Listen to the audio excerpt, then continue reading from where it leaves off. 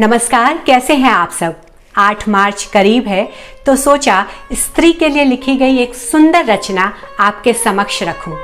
हालांकि मेरा मानना है कि आप एक दिन स्त्री पर विचार विमर्श करके कुछ भी नहीं कर सकते। स्त्री को हमने, हमारे समाज ने पूजने योग्य तो मान लिया, पर बराबरी और समानता का अधिकार अभी भी हमसे कोसों दूर है। बहरहाल, कविता का शीर्षक है स्त्री और कवि हैं आदित्य रहबर।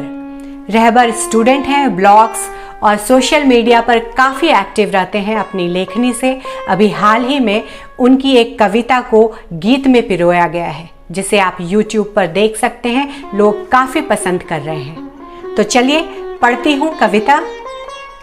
और हाँ, एक ज़रूरी बात, चैनल को सब्सक्राइब ज़रूर कर लें। स्त्री आदित्य रहबर।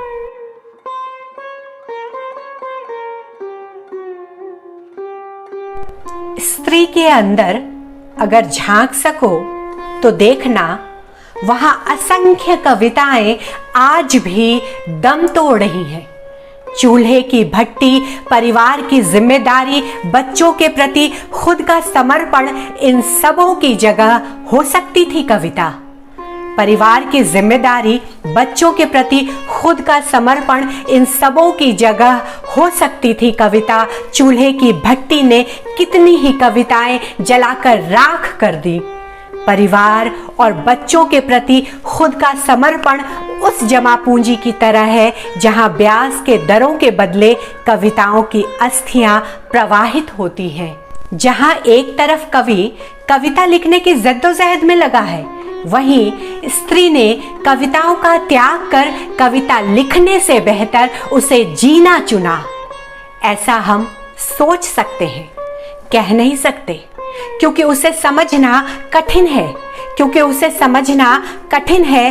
त्याग करना उसके दैनिक जीवन का एक हिस्सा है, जिसे कई बार उसका शौक समझ लिया जाता है। त्याग करना उसके दैनिक जीवन का एक हिस्सा है, जिसे कई बार उसका शौक समझ लिया जाता है।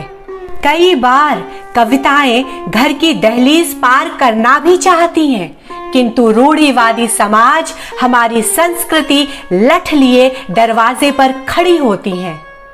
तब वो खुद का मूल बचाने की उहाफों में खुद को कहीं भूल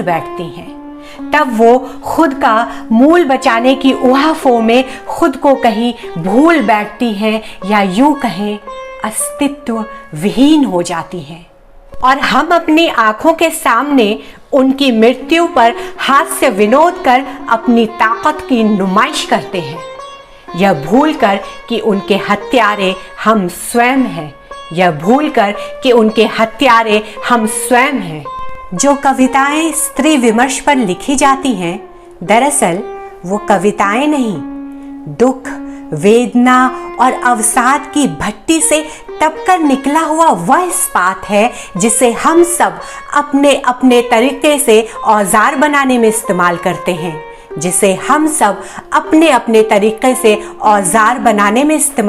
हैं। शुक्रिया।